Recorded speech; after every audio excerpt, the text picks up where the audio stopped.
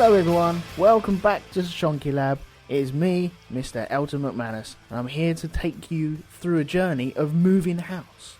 But I do need 2 guest producers. Yes, I've brought that back. These are guest producers. First off, in the left-hand corner, we have Mr. Pete Hammond. Hello. And the other corner, slightly smaller corner, little blue corner, I suppose, is Mr. Lee Harvey. Hello. Hello. You guys all right? Oh, yeah, not so bad, man. How's you? Yeah, not too bad. Well, you kind of know how I've been feeling because Skype was being a bit of a twonk earlier on. Well, we've had 20 minutes of bollocks, haven't we? That was the best bit. I hope you pressed record. Pretty much, yes. It was 20 minutes of, indeed, bollocks. Shame.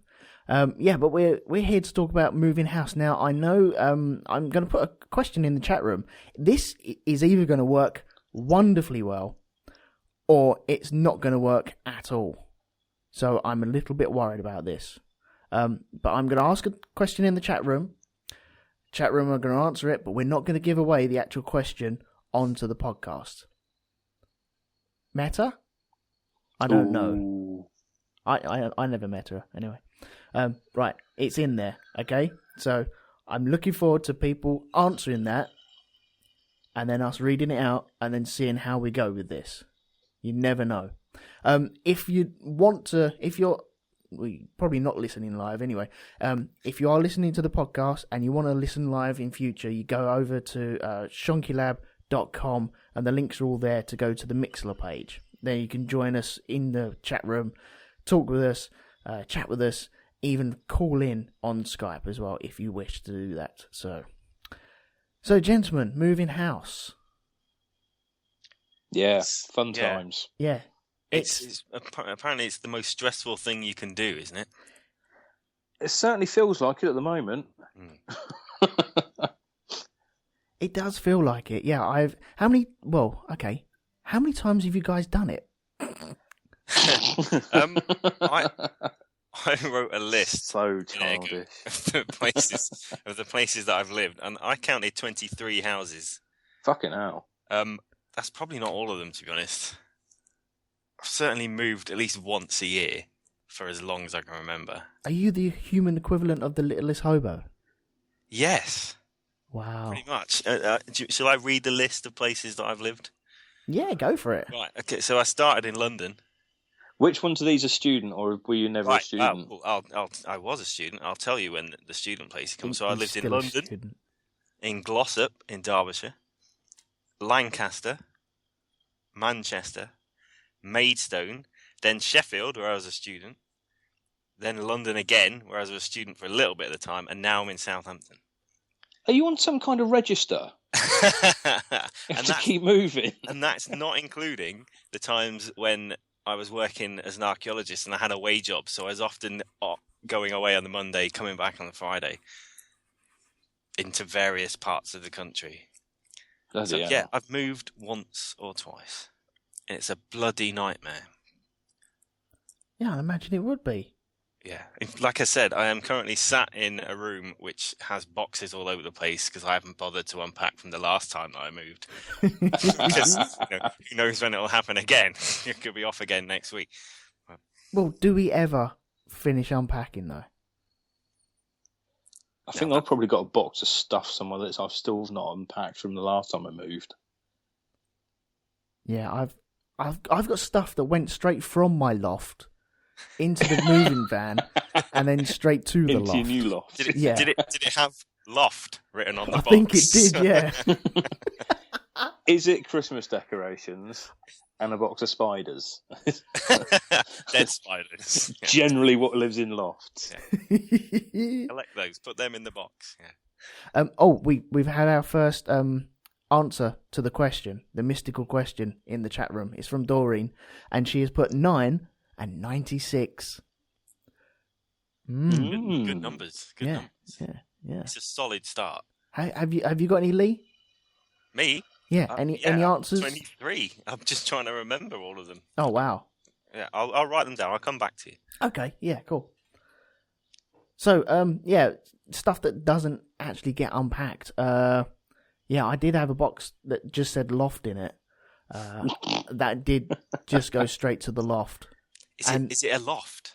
Is it like a smaller loft? And in that is a box with a smaller loft. And it just goes on forever. Infinitum. That's the one. Of lofts. Like the inception of loft rooms. Yes. Crazy. No, actually, no. Funny enough, no. But I once lived with a load of film students, and they were thinking about making a film called Loft, which was like Lost, but except they were trapped in a loft instead of on an island. Ah. I don't know whatever happened to that. I take it never saw the light of day. And it sounded interesting. Okay, well... mysterious loft full of, what do they call, polar bears. And smoke monsters. Yeah. Let's not go down this rabbit hole. Let's open the hatch. Oh, fuck, we're in somebody's living room. Pete, you're in the process of trying to find a house at the moment, aren't you? I am indeed, yes. I think this was the basic premise of doing this one, wasn't it? Yeah. The fun and games and jolly japes of actually moving house and looking for somewhere. Yes. Yeah, we're currently part way through. We've just had the survey results back on the place we're currently looking at buying. And as you can possibly tell by the tone of voice, I'm not very happy about it already. So it's going really well. Yeah. Well, like Lee said, it is one of the most stressful things you can do throughout your whole life. Yeah, I mean, this one, it's not so much the actual moving and all the rest of it. It's the fact that people turn into lying bastards when they're trying to sell their house. Would that be the estate agents or the actual people that are selling the house, though? Both, generally speaking. This one, we actually met the woman who's selling the place, and we said, "Oh, is everything in order?" And she goes, "Oh yes, this boiler was fitted 3 years ago, and I've got all the certificates for it. It's all in order, and this, that, and the other." And we got the survey results back today, and it said, "Yeah, no evidence of any safety certificates or whatsoever for electrics, the gas, nothing." And we're just, "Oh, for fuck's sake!" Oh, nice. This is coming off the back of the previous place that we offered on.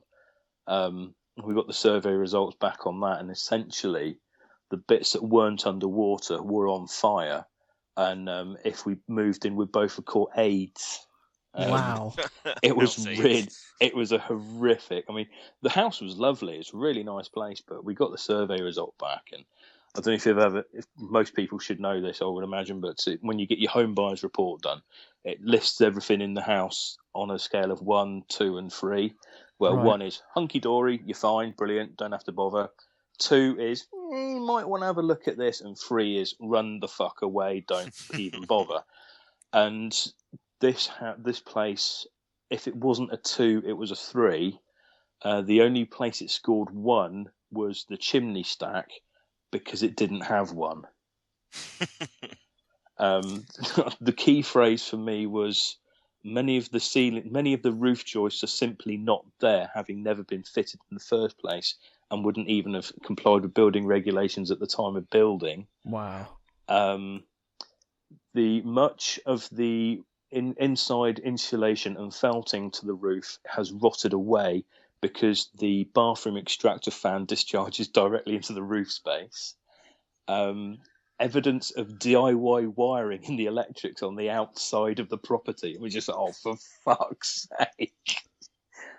Guttering needs replacing. The asbestos roof in the garage probably needs looking at. You're just like, oh, fucking hell. So, yeah, we pulled out of that one. Yeah, I imagine quite quickly as well. But the worst thing was, I mean, looking back at it, I mean, the alarm bells should have gone off, because we found out that the owner currently lives in New York, but her 21-year-old son lives on his own in the property. And first time we went round, we walked in, and I just thought, okay, I thought, what's that smell? That's an interesting smell. That's quite a familiar smell. And the estate agent looked at me and said, "Oh, you've smelt it as well?" I said, "Yeah, I was a student. I know what that smell is." Oh. And so I was just like, I love that smell, by the way. Yeah, it's lovely, isn't it? But whilst we were looking around the house, the fucker's dealer turned up. So that really should have set the alarm bells off. But we were so blinded by this lovely house. It had this lovely lean-to at the back. I could imagine turning into like a barbecue and sort of Hawaiian tiki bar sort of looking place. I fell in love with it, but no, really not. What was the estate agents describing it as? Did they use phrases, like unique opportunity? No, they were actually pretty straight with it. Actually, they weren't too bad until we started asking questions, because there were a couple of lights that didn't work in the property. And I said to them, because we looked at the house twice, I said, is it just because the light bulbs are gone, or is it the electrics? And they said, oh, no, it's the bulbs. And you come back on the survey, actually, no, don't turn any of these lights on. They're wide in funny, and yeah, they're outside as well. So wow. It was a little bit kind of like a kind of that game Operation where you got to try and remove bits. At any stage, you could press the light bulb and something will explode and things will go off. Open. Yeah. yeah. Actually, like Buckaroo. Yeah, touch something and something will fly off or fall down. It's weird. That house. I mean, I'm surprised it's still standing, quite frankly. But I think the entire row, because it's a mid-terrace, I think the entire row are all the same. So they're just holding each other up by the sound of it. If it's in the mid-terrace, you're all right. It's the ones that you want to worry about. But no, that really wasn't good. But then I think I'm cursed when it comes to buying houses. Because way back when I bought my very first house back in, 2001. Me and the girlfriend at the time, we were renting a place in Cambridge, and we thought, well, we want to buy our own place, but we can't really afford it. And she was looking through the local papers and whatever, and we found out that they were doing a mass sale of houses at RAF Whitton. Oh yeah. And basically, this housing company called Annington bought 120 ex-MOD houses on the RAF base. Oh, nice.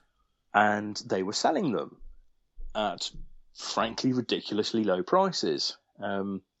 So we went along to the sales office on the civilian part of the base, and we said, look, we're interested. We'd like to register our interest. What's the process? They said, well, it's an auction. There's 120 houses. Of these 120, 60 are earmarked for ex-MOD personnel.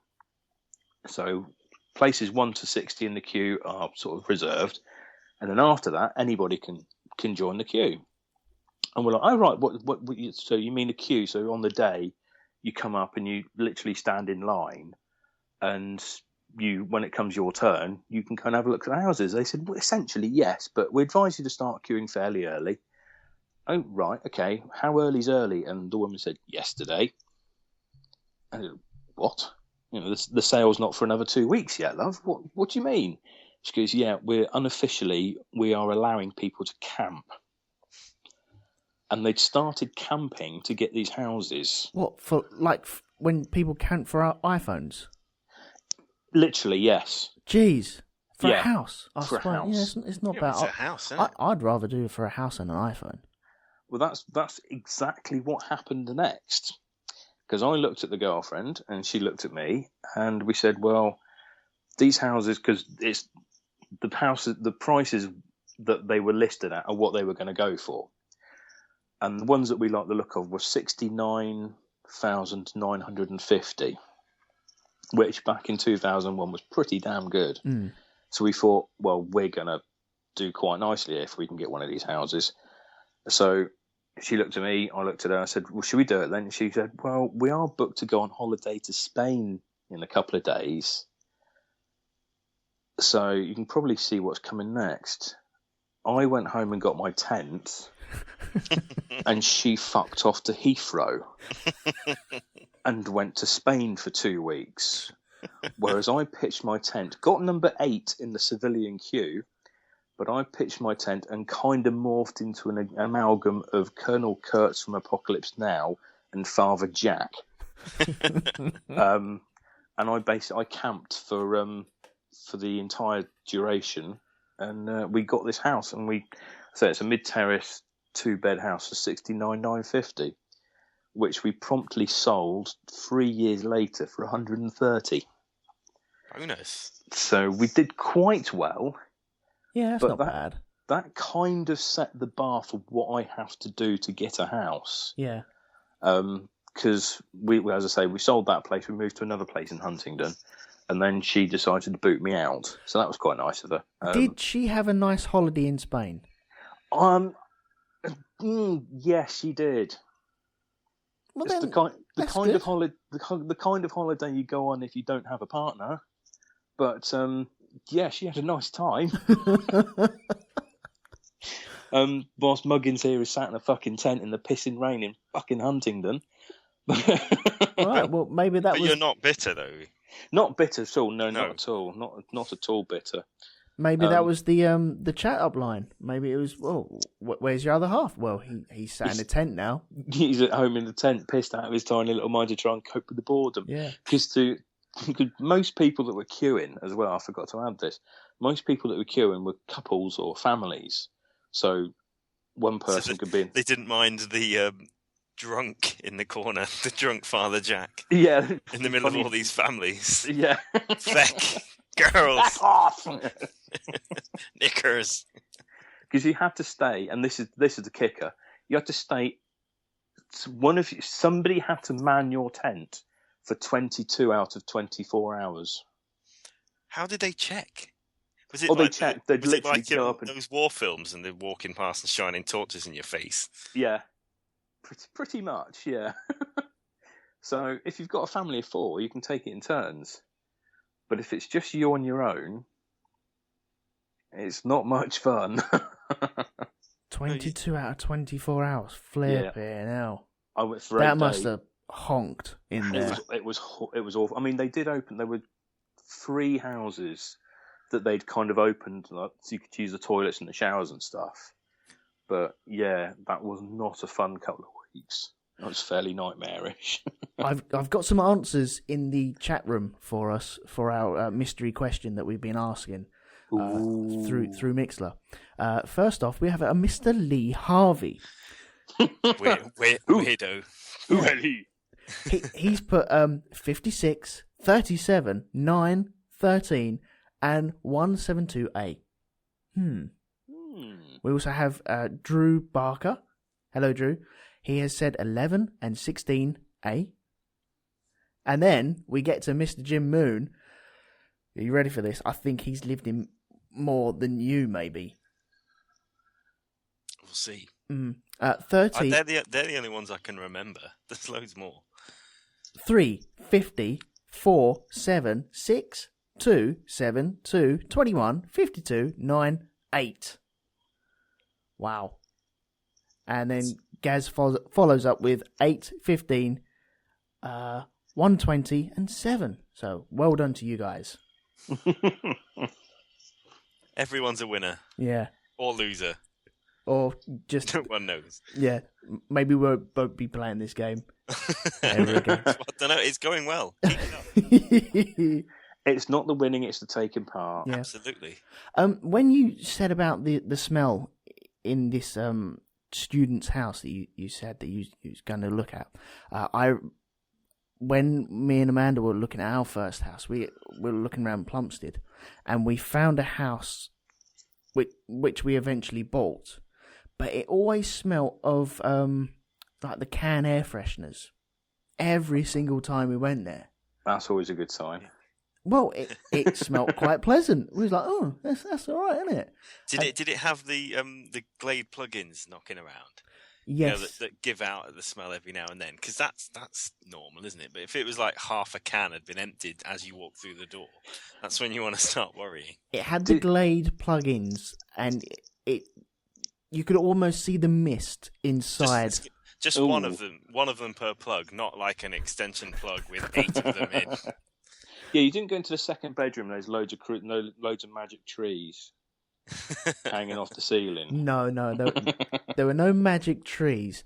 But what we worked out once we actually moved into this house, Amanda got the keys and entered the house, and I walked in there before we moved any of our stuff in, because it was before we were all gathering our stuff together, so we would put them into one house. So it was just a case of bringing it from our parents' houses into that house.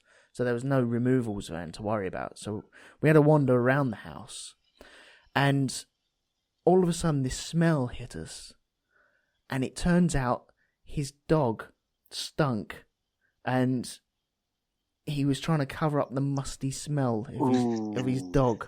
Ooh, that's not good. It was one of them dogs. It was a lovely dog, but you kind of got a greasy hand every time you stroked him. And it didn't click until we'd bought the house and moved into the house and took everyone around the house, and everyone was going, "It's really nice. It smells a bit though, doesn't it?" So that took a couple of bottles of the shake and vac to get rid of that stuff. All of the Febreze in Plumstead. Yeah, it certainly was, yeah. All 2 bottles of it. Yeah, and pretty sure half the light bulbs were missing as well. Because I didn't know people actually did that. Oh, people do that. Yeah. People take bulbs, and if it's not written on there, they can also take floorboards as well. Yeah. Really? They'll take anything they can. I've rented. The flat I'm in at the moment, I rented it out for 6 months on a contract, and they basically, if it wasn't nailed down, they nicked it. Mm. It was fucking disgusting. This is why I hate people. Well, it was when we bought this house, it was written on an itinerary of what is staying and what is going, and nothing about light bulbs or anything like that. And it's because you generally tend to think that people aren't that cheap. Oh, fuck me, they are. Yeah. When I moved out of a flat in London, actually, the landlady said, because she lived in South Africa, so it was all communicated via emails. And she was like, well, what's the problem? Are there any problems or anything that you need to take off the deposit? And I was like, not really. There's, a couple of light bulbs are not working. And she wanted to charge me for that. She wanted to charge me for the replacement of the light bulbs. Like, really? It's what, £1.40, something like that? It never went through. The estate agents laughed at them. Good. Yeah. But then again, you could question it. Well, when you got the house, were the light bulbs working? Yes, they were. Yeah, it is completely my fault. Well, yeah, you have actually used these light bulbs. You've worn them out. We were cooking with these light bulbs, just holding stews and things up to them. The light bulb went a week after I moved in. I've not changed it. It's sat in the dark. Exactly. Well, it was London, so you can either pay your rent or have your heating or your electric. You can't do both. Yeah. So, have you found anything when you've moved into these houses? When I say that, have you found any trinkets or anything left in the loft, like pornography or anything like that? No, you'll like this. Right. When I lived in Tooting, there was a guy, he was South African as well, actually, but he was very, very, very strange. I won't go into the details of why he was strange, just trust me that he was strange. When he moved out, we went upstairs to have his bigger room, and there was loads of furniture and things that he left behind, and it was really good, and we were moving everything around. And you can get those corner shelves? Yeah. So they go into the corner bookshelf and whatever, and it doesn't go right up to the corners. It's quite flat at the back. When we moved it out, there was just a big kitchen knife lying on the ground. Ooh. He would have had to have placed it there. There's no reason, because these were quite high bookshelves. They were almost up to the ceiling. Yeah. There's no reason why there should be a massive kitchen knife at the back of these things. And we lived with this guy for about a year. He was weird. Christ, he didn't have like secret peepholes or anything like that, did he? Drilling holes in the floor with something. He used to make moves towards one of the other females in the house, and my girlfriend at the time, actually, she said that he crept up on her when they were walking back in the evening, like not together, they've been on the same tube or something, and he like grabbed her and went boo or something like that and said, "Oh, you should watch where you're going, I could have raped you." You're like, what? You what?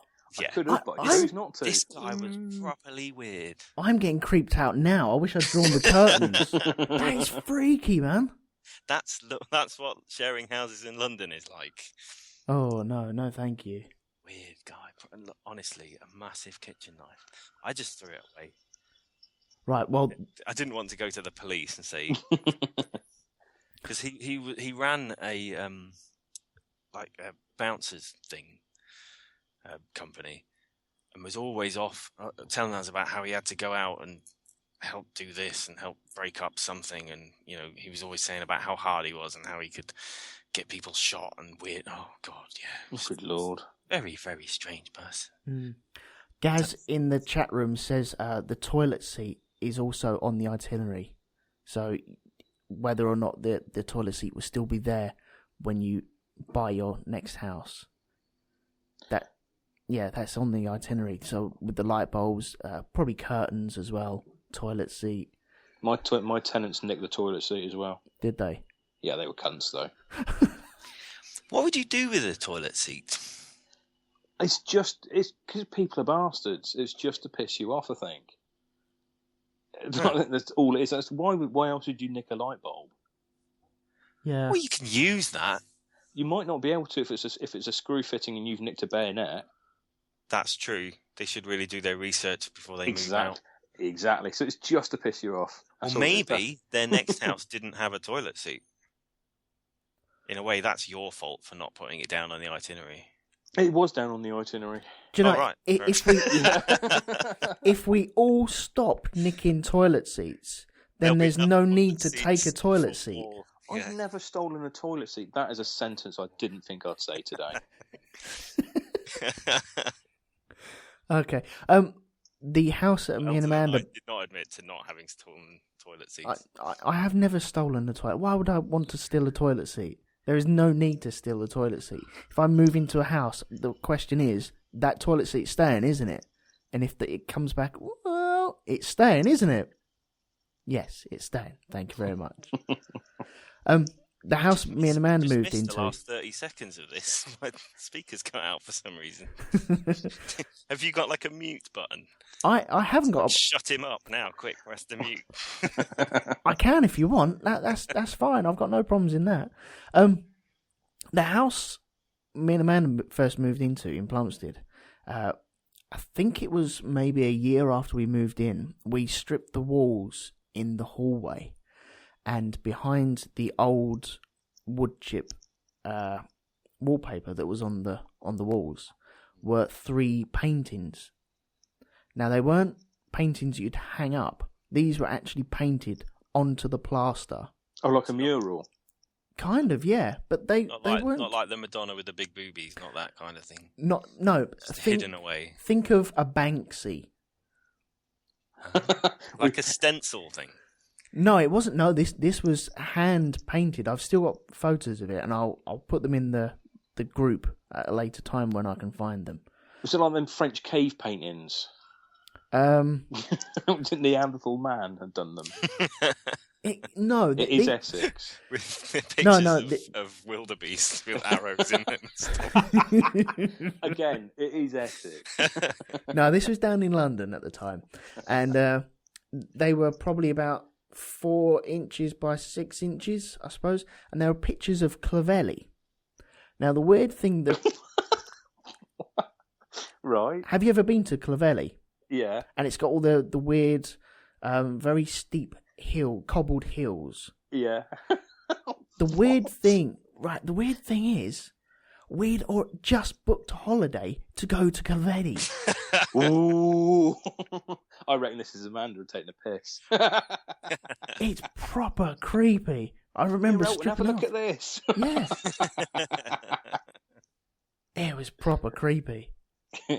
But can you imagine if you looked at the picture and looked up really close, and there, waving back at you, was a picture of you and your family? How weird would that be? That would be. I'm glad you moved. Incredibly weird, yeah. I'm thinking about that now. You need to look at those pictures and you need to zoom in and have a look. Just staring out of the window of a hotel. There's Elton. Hello. There's a little baldy head. Oh dear.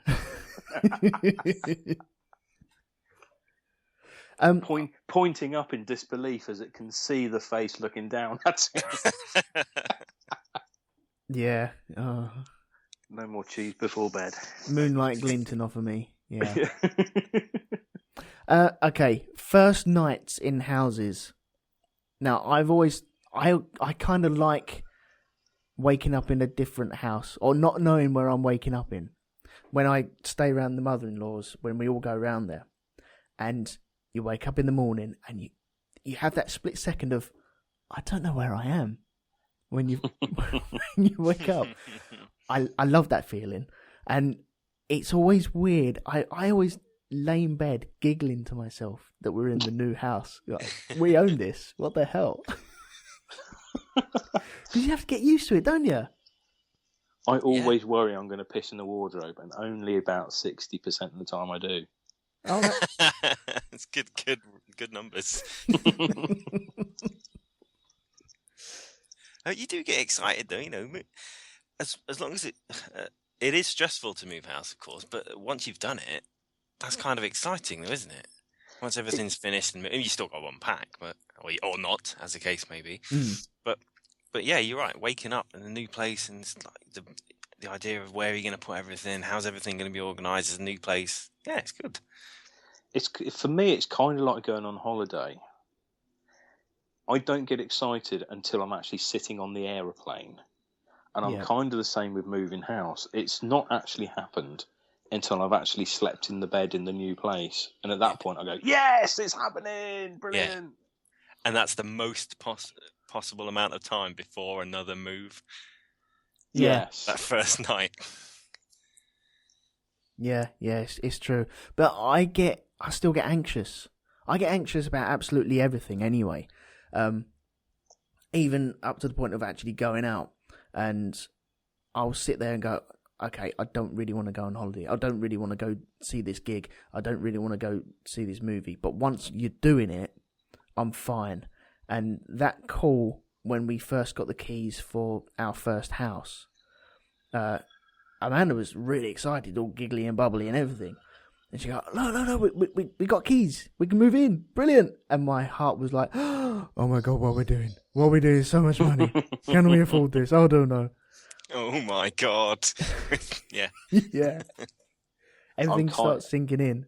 I'm kind of the same, but then I'm in the same thing. I'm like, yes, I've got the keys in hand. I'm not excited about it because I could get run over on the way there. Yeah. I might die. That's very specific. but then it won't be your problem, will it? It might actually happen, though. It will happen. Oh yeah, it will. It'll probably happen in the next few weeks. We've got it. Sniper. What about viewing houses? Oh, yeah, that's my personal favourite at the moment. Go on then, what have you got on viewing houses? All right, as I say, we're in the process of buying this place, so we have had the fun and games of looking at houses. And first of all, there's always the thing, you go into your estate agent, you say, hello, yes, I'm looking for a house, or what sort of thing are you looking for? Well, I'm looking for a 2-bedroom house, maximum budget of 160. Oh, right, so that's great, yes, yes. Well, here's a 3-bedroom house for 185. Don't be a dick. I actually, one estate agent did that to me a couple of years ago when I was looking for the place I'm in at the moment, and I just walked out the door just like, don't be a cock. But no, at the moment we've got in the area that we were looking, we were a very specific budget, and there wasn't an awful lot coming on the market in our budget range because we had a maximum of about 170 grand to play with. And we were looking for a 2-bed sort of place, and all that sort of thing. So we said, right, this is what we want. Don't try and fart about and say, "Oh, this is 180," because we're not interested. We won't look. So right, okay, fine. Well, there's this one. This one you'll like. This it's a 1-bedroom maisonette. We've got a garage and all the rest of it. Oh yeah, well, yeah, great. We'll have a look at that one. And if it's nice, it's an area we like the look of. We'll have a look. So brilliant. So they said it is currently tenanted. Okay. Which was a phrase that would become the bane of my existence. because currently tenanted. This is a new thing because this is the first time I've looked to buy a house in 8 years. Yeah. And in the intervening 8 years, owning a house that the buy to rent market has obviously exploded. So you can sell your house with your current tenants in it. I didn't know this was a thing, but apparently it is. Do you get them as well? Yes. So you buy the house, but they're living in it. But do you own them? Yeah. If I could sell them for slavery or for vivisection, I fucking well would. Because again, we're going back to the Pete Hammond's theory of people are cunts. Because, as I say, long story short, on this first one, we went round, the current tenants were in there, and they followed us and they glared at us the whole time we were there. Made us feel very, very uncomfortable. You can't blame them, though. Their house is being sold from underneath them. That's the thing. Homeless, you bastard. Yeah, shame on you. Fuck them. I don't care. Fuck them. Fuck them in the eye. And I'll do it again, I tell you. But no, what they should basically say is, this one's currently tenanted. Are you buying to rent? No, I'm buying to live in it. In that case, don't look at this one then, sir. So we had that one. Then we had another one. Again, this is one. This is in Huntingdon. This one was a 3-bedroom house on £165,000, currently tenanted. Right, okay, fine. We'll give it a go. We got there. The place was a fucking dive. The current tenants were employing a tactic known as make the place look shit to put the people off. Now, Gaz has put that in the chat room. He has said, what does he say? I don't get why people don't clean up when viewings are happening. Oh, no, I can completely understand why these people did it. Oh, yeah. Because they basically, they don't want to move out. They're renting this house that the landlord is selling from under them, which I can understand completely is a pretty shitty thing to do on the landlord's part. But it's also, I'm trying to buy somewhere to live. So I kind of want to look at a nice, decent place. And we went to this one house. We were a little bit late because we couldn't find it. And we got there, and the estate agent was there, stood on the doorstep. She goes, "Oh, a little bit late, but don't worry." She goes, No, I've been knocking. There's nobody in. So she rung the doorbell again, knocked on the door. No answer. Right, open the door. Great, step in. "Hello, Thomas Morris. We're here to look around the house. Blah blah blah." No response. Great, right. Okay, well, here's the kitchen. Look in there, and there was washing up and unprepared food on the side. And thinking, right, okay, this isn't great. Yeah. Went into the living room, which was a fucking tip. It's awful. We then came out into the hallway, started going up the stairs, and this bloke appeared at the top of the stairs. "What the fucking hell do you want?" We're looking around the house with a view to buying it. "Well, nobody told us." And the poor estate agent was so embarrassed. Yeah. She goes, "Well, I was knocking on the door for 10 minutes, and I did shout up, 'We never fucking heard you.'" And we're like, "Oh, for fuck's sake. Well, do you mind if we have a look around?" Right, well, this is the main bedroom. "Don't go in there, somebody asleep." Right, that's it, we're going. Fuck you, we're off. So we just walked out.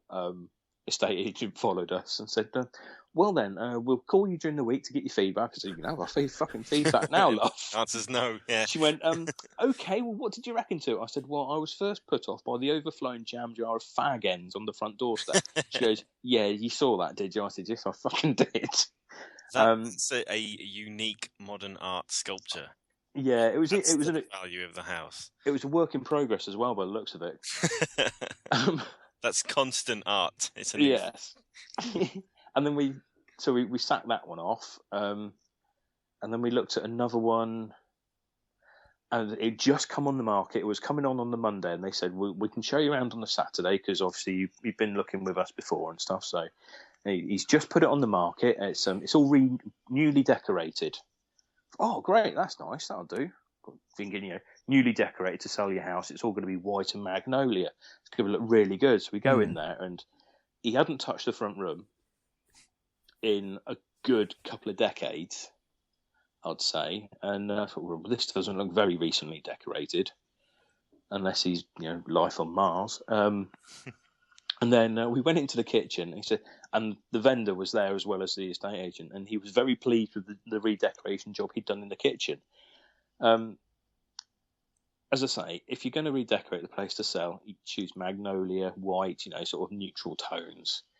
No, he'd gone for the biggest bucket of turquoise paint he could find, and he'd done the walls and the cupboards. Oh, no. I was coming off the back of a fairly hefty concussion through playing rugby. I couldn't tell where the cupboards started and the walls finished. I was having real issues, and I was just like, I can't be doing with this. That'd give me a migraine. It was... I genuinely couldn't tell what was what in there. It would give me a headache, and I was just like, no, fuck this. So that was a no. And we went straight from that one, because we booked like 4 or 5 bookings in one day. We went straight from that one into the House of Wonders. And we went in, and usual drill, knock on the door. This one was tenanted as well. And we went in, and the place was a pigsty. It was astonishing, the amount of crap that was just strewn everywhere. So we're right, okay, well, if you ignore the rubbish everywhere, it's not too bad, right? Let's have a look in the kitchen. And they'd built an extension on the kitchen, but they hadn't taken down the internal wall. So you had the external wall. So you had the back wall of the house, and then you had the extension beyond it. So you still had a double glazed window Did in you the have wall. Did you have pebble dashing inside the house as well? Yes. Excellent. And even better, the back door was still the back door. And then you had the extension beyond. So you had essentially two back doors. But the dining room table and everything was on the original inside of the house, along with the sink. But the oven was in the extension. This is technically outside then. So and I was just sort of, at that point, I was just like, right, well, we're not interested, but let's have a look around the rest of the house and see what the fuck else they've done to it. It would be nice and warm in the winter in your extension. It would be lovely and warm, though. Yeah, especially if you're cooking a roast. Exactly, But then, this was one house, and it slipped my mind at the time, but the wife had got a little bit excited because it had a downstairs loo, as well as a bathroom. So I thought, well, we can't figure out where the loo was. Anyway, never mind. So we're in the kitchen, next to the sink, next to the dining room table, and there's a door. And I'm thinking, oh, what's in this cupboard? Oh, it's the downstairs bog. So literally off the kitchen, straight into the bog. Which could make for an interesting Christmas dinner, I suppose. Yeah, that's not great, is it? Yeah. Yeah, and then we went up the stairs and went into the bathroom, and that was, it wasn't too bad. Standard sort of bathroom, could have done with a clean. And then, and I do apologise now for any listeners who are of a nervous disposition, we opened the main bedroom door. Wow, wow, wow, wow. To find the current tenant enjoying super happy fun time. What, he was playing Mario Kart? Playing Mario something. Hunched over his laptop. Listening to the Shonky Lab, right? Yeah. In the Mixler. Have we got a user Euphemism. in there? Have we got a user in the chat called Beast with One Back?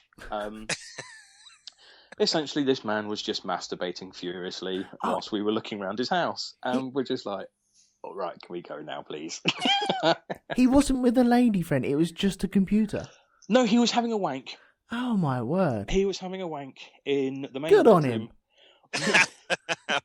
Yeah, well done him. Yeah. Don't shake his hand on the way out, though. Christ.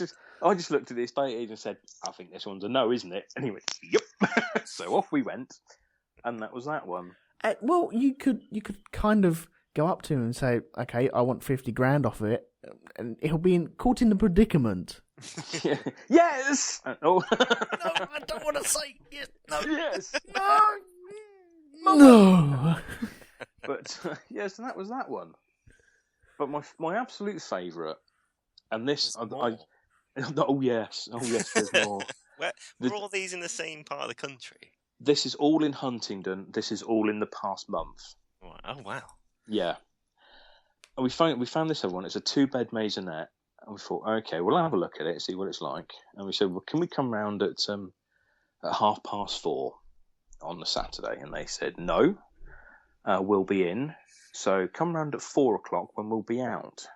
All right, fine, fair enough. So we meet the estate agent there at 4:00 and does the usual knock on the door before letting herself in, and knocked on the door, and the tenants opened the door. So, right, okay, this is immediately starting to sound a little bit like a setup, as in, let's make it difficult for the potential buyer by making the place seem like a shithole. Now, as I say, it's a 2-bed maisonette. We went up into the living room, and there were 4 adults. Was there a bowl with keys anywhere? No, worse. Now, this is worse. What can be worse? Oh, this is the one that I preempted you on Messenger the other day, Elton. For people that don't know me, I have a very strange phobia, and it's most people it's spiders, it's snakes, it's sharks. For me, and I'm fully aware of how politically incorrect this does seem, but I have a genuine phobia of the permanently befuddled, shall we say. It just scares me. It panics me. I don't know why. I feel bad for it, but it happens.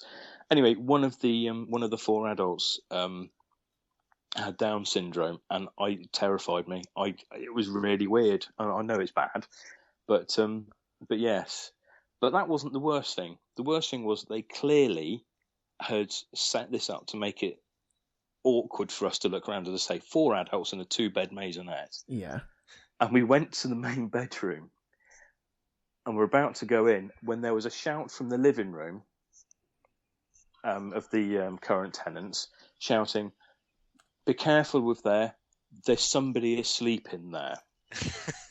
Bearing in mind it's 4:30 in the afternoon. On cue, and I wish I was making this up, somebody standing the other side of the door started going... Not winning any Oscars for this, I think. No, and I just looked at the estate agent and I said, if any other houses come up on the market and this says currently tenanted, we don't care. We don't want to know. I was going to say, were you still using the same estate agents by this point? This was 4. We were using about 4 or 5 in the area. 2 of them were with the same one. I say the blue room and the wanking room, they were with the same estate agent, but the others are different ones. That's amazing. But the knock on from this one, and this astonished me, is the following Saturday I was doing our weekly Tesco shop, and I was very aware of a woman staring at me. I thought, this is freaking me out a little bit. And in the end, wherever I went, this woman was staring at me. She was there. And I just said, "Look, I've caught you staring at me a couple of times. Do you know me from somewhere? What is the issue? Are my flies undone? Have I got toilet paper hanging out the back of my trousers? What's up?" And she goes, "I know you from somewhere. I really know you from somewhere. I really recognise you." And I looked at her and I thought, "I looked round your house last weekend." She goes, "Oh, yeah, that's it. I knew I recognised you from somewhere. Yeah, fucking bastards trying to sell the fucking flat out from under us. Fucking..." And I'm just like, "Whoa, Alan, call your jet set, love. Fucking hell." And people like you think you can fucking come in bloody whenever you want. And I'm thinking, you changed the fucking time from when we could come in. And she started effing and jeffing, carrying on at me, really giving it something. At one point, I was past giving a fuck at this point. So and I'm not a small bloke, as I say, shaved head, tattoos, built like a brick shit house. So I just went, "Why don't you just fuck off?" at the top of my voice in the middle of Tesco's. And she did. Because I just had enough. I just thought, you do not go up to somebody like that and just bawl them out for essentially trying to buy a house. Elton? Yeah? If I've learnt anything from this evening, it's that Huntingdon is full of weirdos. Oh, fuck me, is it ever? It's awful. I wouldn't even consider it. It's no. I mean, we're now. I mean, the other place that we were going to catch AIDS from if we were going to live there, that was in a place called Warboys, which is a little village a bit further out. This other one that we're currently umming and ahhing over is in Upward, which is another RAF base. It's a World War II bomber Pathfinder unit. But no, I refuse to live in Huntingdon now. I've had enough. I mean, the flat where I am at the moment, we're currently going through, and I can say this now because it's all been and done with, actually. We had a case of a bloke, one of the tenants who's now moved out, where he was evicted, really liked the look of another of the tenant's sat-navs and offered him £40, and the man whose sat-nav it was said, "No, I like my sat-nav. It tells me where to go and stuff." So the guy that wanted the sat-nav broke into the guy's car and stole the sat-nav. Oh, God. Wow. The guy whose car it was phoned the police. "Hello, my sat-nav, my car has been broken into. Some things have been stolen." He was so drunk when he phoned up, because he's a massive pisshead. He was so drunk when he phoned the police, he gave the wrong address. Can you guess which address he gave? Yes, ladies and gentlemen, he gave the address of the bloke who broke into his car. Yeah. So the police, when they were coming round to get witness statements, because I'm a director of the Residents Association here, they came round to get a statement off of me, and the guy was so confused. He said, "We don't know what's going on here, mate. Apparently the bloke broke into his own car to steal somebody else's sat-nav or something. We don't know what the fuck's going on." So, yeah, I want to move out of Huntingdon as soon as I fucking can. Yeah, don't blame you. Lee, right, we got 8 minutes. Have you got any tales of viewing houses? Well, I've never actually owned my own house, so I'm completely rental. I'm the kind of person that Pete would kick out of their house and leave them homeless, just because he wants an extension with an oven in it. But look, we all need somewhere to wank. I've actually been interviewed to move into a house. Interviewed? That's weird. What does that mean? Because obviously, if you're going in to share a place, there was a couple in there already, and another couple were moving out, and they wanted another couple to move in. So, as well as actually going to have a look at the place, we were essentially interviewed. We had to sit there with them for like an hour and chat about stuff and talk about these things. We almost went to the pub with these complete strangers. Kind of like a sort of housing speed date almost. Mm. I thought that was standard. Well, maybe I'm wrong. Where I'm at now is there's a landlord who owns a place and he operates it. He's not really that bothered who goes in and out. I think in this case, because it was their house, they wanted to know who was coming in, if that makes sense. Yeah, so now I don't even know the names of half of the people that live in this house because I've not met them yet. But then it only concerns me and my one room. Right. Because I certainly in-spaced using it. But they're interviewed, and what's that fucking film with Ewan McGregor in it? Before Trainspotting. Shallow Grave. Right. I've never been interviewed before like That's that. Weird. I kind of... Okay. Well, obviously, you go in and you talk to people and you have a little chat. I'm talking about like a proper hour-long, serious sit down and facing you and talking to you. And this is just to rent a house? It's just to live in the place, yeah. I can't blame people from doing that nowadays because they probably end up with their houses turned over, something rotten. Yeah, I was going to say... They're going to live. They were living there as well, so they wanted to know who was coming in, which is fair enough. But it was just the very official way of doing it that I found very, very, very strange. Hmm.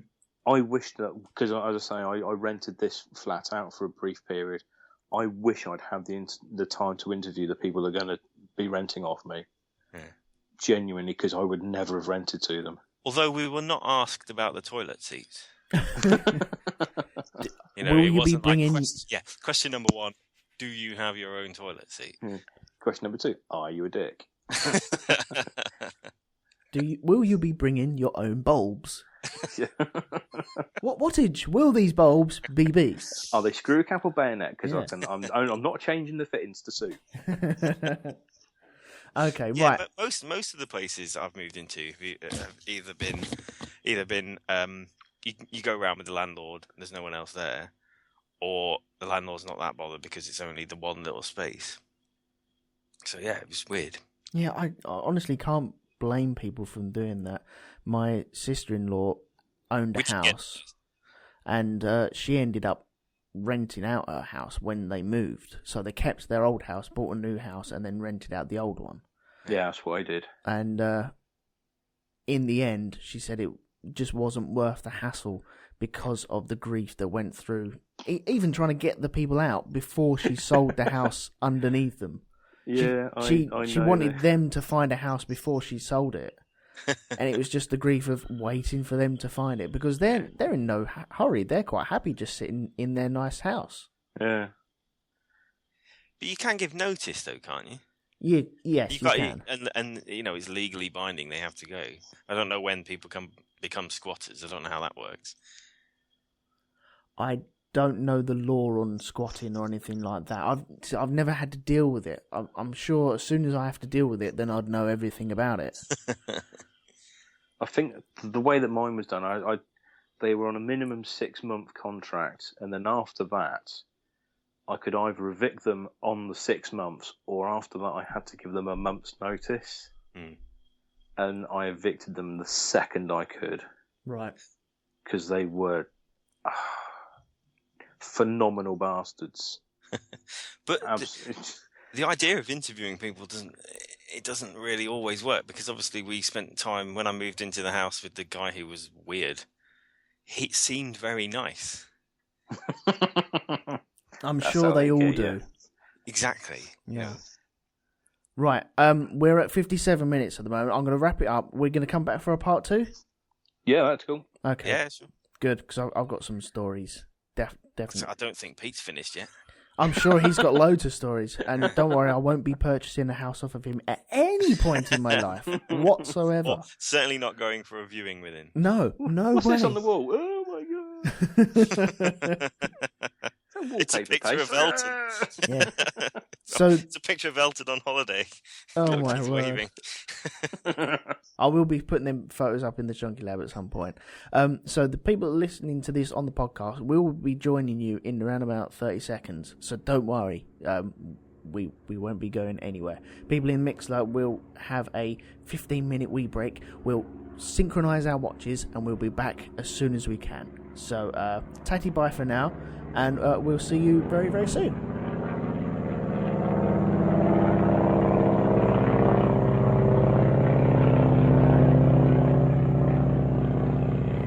Awesome. I'm sat here watching Fast and Furious 6 with the sound off.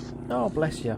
And it's improved it, but I still get the giggles at that Mark II Escort. Don't ruin it for me. I haven't seen it yet. There's a blue Mark II Escort in Fast and Furious 6. It cracks me up. Mark II, okay. Has it got fog lights on the front? It has. It's blue and it's got white racing stripes. It's so funny.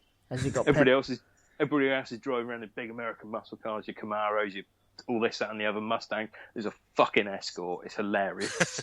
What wheels has it got? Has it got a pimped up one though? Oh, it's pimped up. Yeah, it's not a rust bucket, but it's definitely a Mark II Escort. It's so funny. It hasn't got the pepper pot wheels on it, has it? No, it's not on screen. The Rock's on screen at the moment. The Rock, yes. I'll watch anything with him in it. Can you smell? Carry on. Right, okay. We're going to carry on with what we're supposed to be talking about. Does he have to rent his elbows out? Because it's the people's elbows, isn't it? So what if he wants to do stuff with them? Rock. Sorry, carry on. The Rock rent his elbows out. Yeah, because it's the people's elbow, isn't it? His special move, or did I make that up? I don't know. Yeah, but it's like in North Korea, you just share it. So if I want some cleaning done, I want a bit of elbow grease doing. Yeah. Here, Dwayne, come round here. Book in, yeah.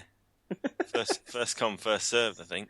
I honestly don't know what is going on now. If it wasn't the people's elbow, then it would be in private hands, and you'd have to pay more for it. But you wouldn't be able to have your right elbow in your right hand because you can't do that. Stop this. That's it. No more. Welcome back, everyone, to the Shonky Lab. Jesus Christ. Hopefully you haven't heard what's just been said, because flipping hell, I do not know what's going on. I'm Elton. I'm joined here with Lee. Hiya. And Pete. Hello. And we're talking about moving house. Or we're supposed to be talking about moving house. So what I really want to know, though, was the Rock's signature move the people's elbow? That's going to bug me now. I think it was.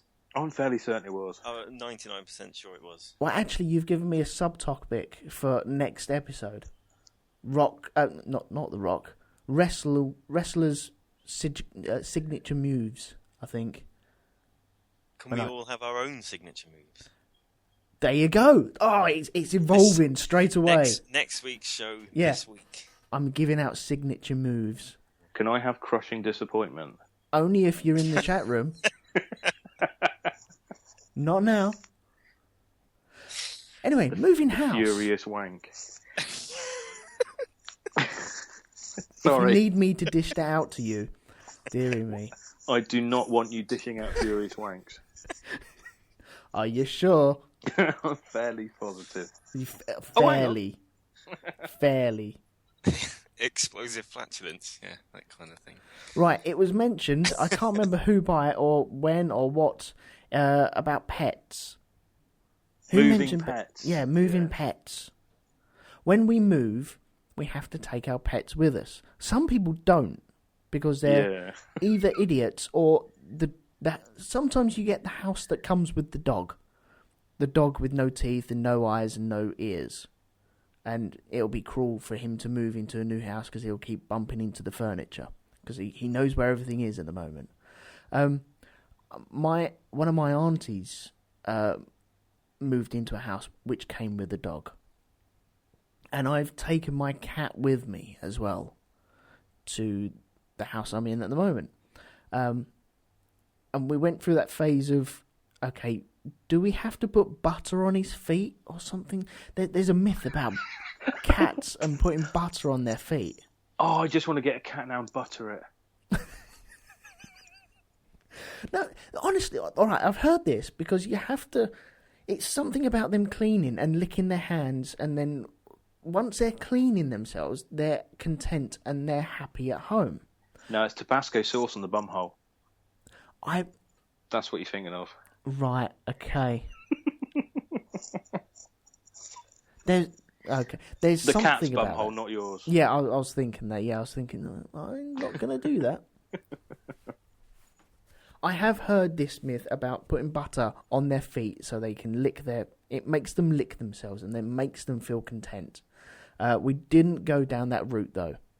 We just let him wander off, and he was fine. Isn't butter extraordinarily bad for cats? I don't know. Question for the chat there. Have you ever killed your cat with butter? Isn't that spread? Margarine? Yeah, I think... I can't believe it's not butter on my cat's feet. Have you guys ever moved a pet? Yes. I've moved a goldfish from London to North Derbyshire. Bloody hell. I had to sit in the back of the van. I was only 11, holding this tank, and it was one of those proper old school heavy duty ones as well. Yeah. With no lid or anything like that. Just the fish slopping around in this thing. It lived for 9 years, that fish. It survived the trip. Yeah. Bloody hell. In the chat room, Gareth Thomas has come up with the answer to the cats. He says, with cats, you put butter on them. They don't like to be dirty, so it stops them from going out, and so they can stay home and clean. I don't know if that... What, do they do, like the ironing as well? Oh, that's what I was thinking. Do the hoovering. I've just got this image in my head now of a cat with butter on its feet, skidding, like Scooby-Doo. It can't. Yeah. That's why you put the butter on the cat's feet. It's because they can't then move. They're just skidding on the spot. They look like they're running, but they're not actually moving. And by the time all the butter's run out, they can move. Well, they always land on their feet, don't they? So, they jump off something, hit the ground, and then their limbs go off in all directions because they got butter on them, skidding everywhere. Well, someone told me, if you drop a piece of toast, it lands butter side up. Down. That's why. That's how you make the perpetual motion machine. Exactly, you strap. Sorry, carry on. Strap it to the back of the cat. Yeah, perpetual motion. It will just spin. Just spin. That's amazing. It doesn't work. Try it, Elton. Try it. Yeah, okay, it. yeah. It doesn't work.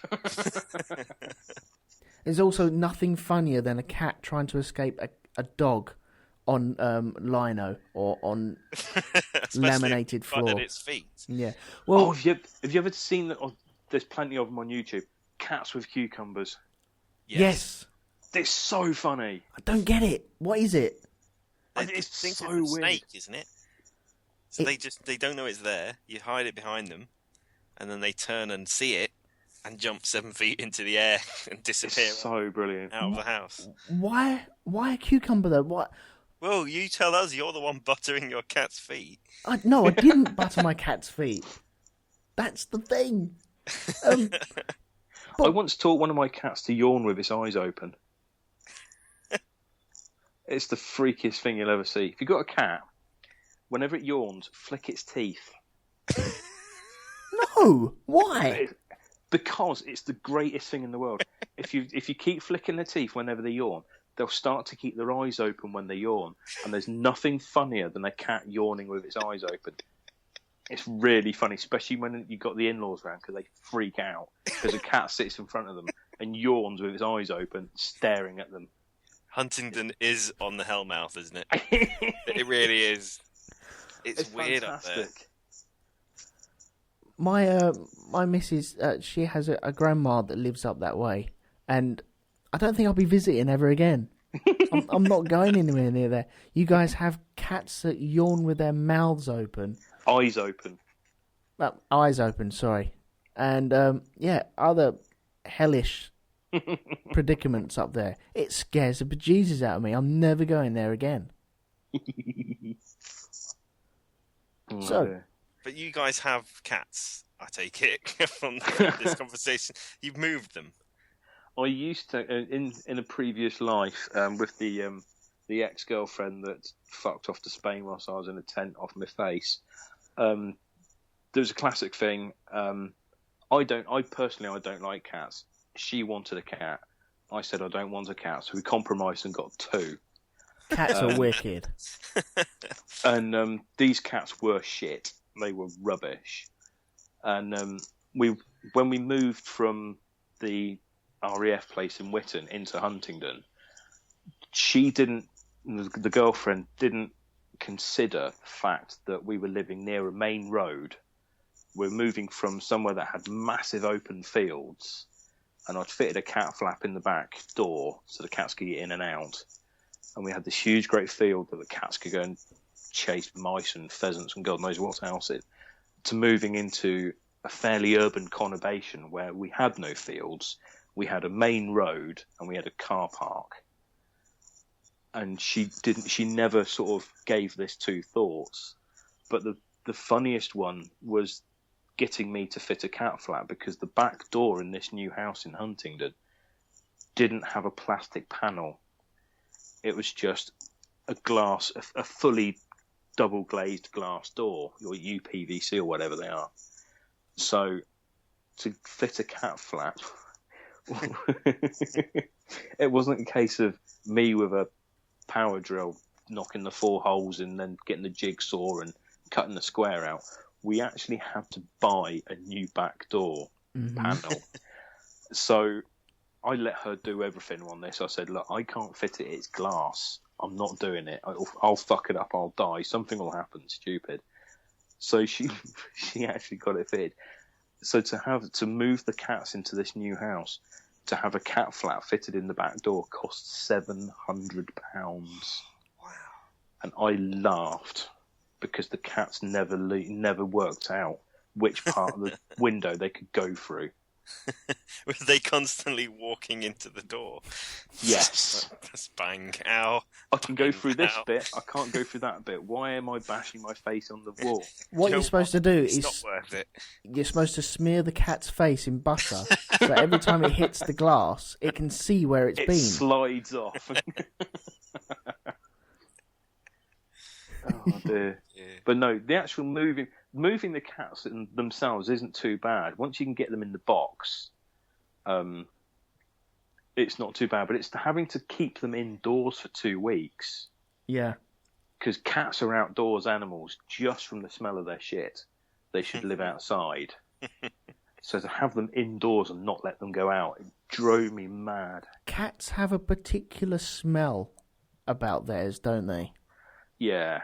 It's a very acidic sort of smell, isn't it? Yeah. I've worked in places where the house I'm working in has had a cat and a litter box for the cat. Oh. I was working on a stair lift once, and to work on these stair lifts, you have to ride up and down them. So I have great fun just going up the stairs and coming down the stairs.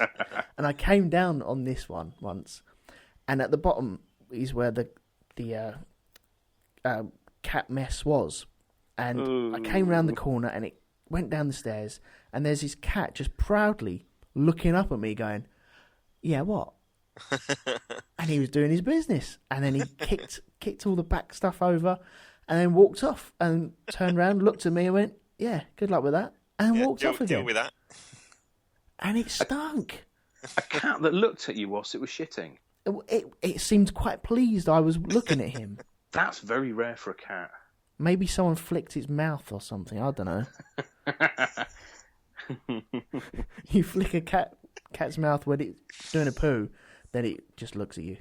I heard if you smother its teeth in butter, that makes its shit smell a lot better. Or at least of butter. Comes out quicker. It does. Right, I'm going to tell you about a friend who tried to buy a house recently and was stitched up.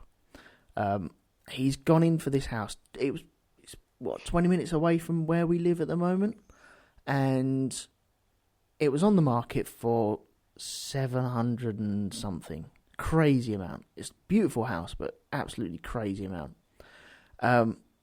Yes, on the market for that. He's gone in and said, he's looked around the house, said, "Yeah, I want that," and put a bid in.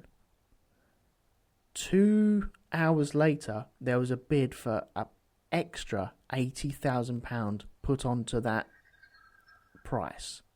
And so now he's in a bidding war.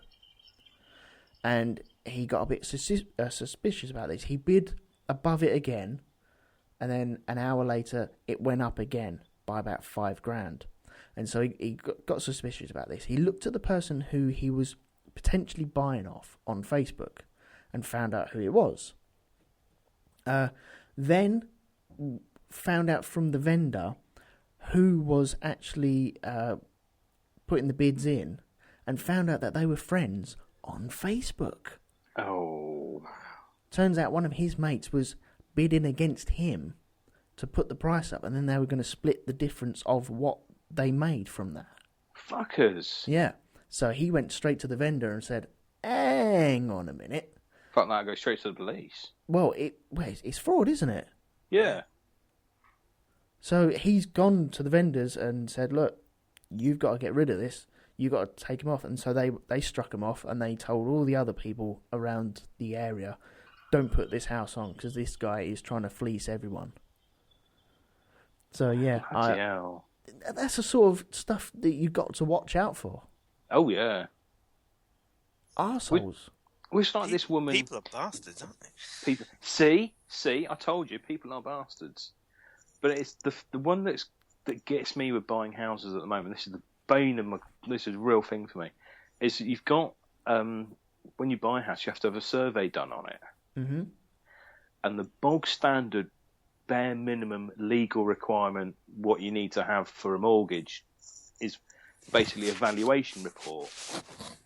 And literally, the surveyor, on behalf of your solicitor, will go out, look at the house, might get out of his car and go, "Yeah, that's the house. It's worth this amount. Bob's your uncle. You've got the mortgage." And that's the bare minimum. Then the next one is your home buyer's report, and that's where they actually go into the house and have a look at stuff and do electrical testing, what have you. That's generally what people have done. And then you've got the next step up from that, which is your full, building survey, which is where they go in and they basically take the place apart and rebuild it for you. Yeah, they see if it's subsided or if it's going to subside.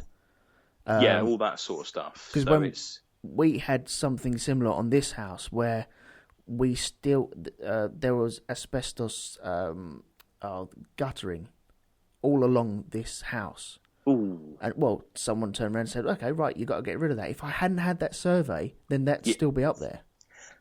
Which is the point I'm making now.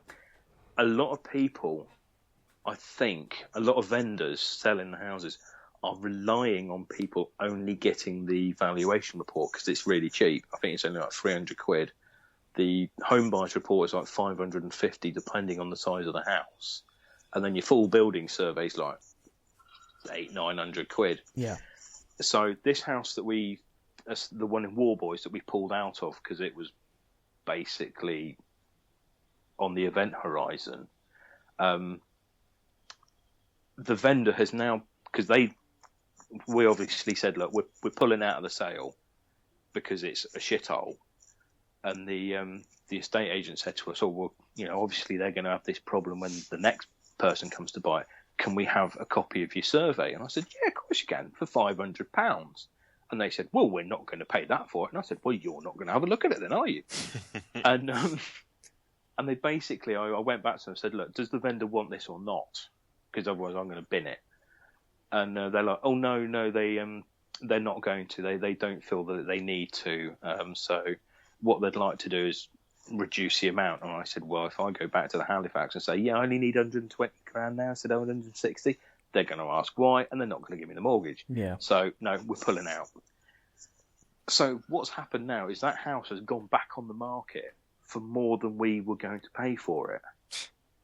So we offered, I think it was 157.5 because it was on 160. It's now gone back on the market at 160 grand. So me being deeply cynical and essentially believing people to be arseholes, that vendor is relying on their next purchaser only getting the valuation report done. Because they know something's... We've just pulled out because of major stuff. We've not said what, but we said, look, the result of our home buyer report was not favourable, so we've pulled out. So she knows that the next person that gets this done is going to want to pull out again. So I think they're hoping they're going to get away with it by the next purchaser only getting a valuation report done. Yeah. For legal reasons, I have to say allegedly. Allegedly, yes. Allegedly. Yes. If this is being played in a courtroom, allegedly, okay? But they probably will get away with it, though. But that's the annoying thing. There will be somebody who will come along and go, you know what, I'm going to save them this money. You've just undone all that allegedly good work. Damn you. I mean, if allegedly there will be someone that may hypothetically come along. Yeah, I can't see why they wouldn't. Look at how many people would actually look at the price of these surveys that you have to go get done. They're extortionate.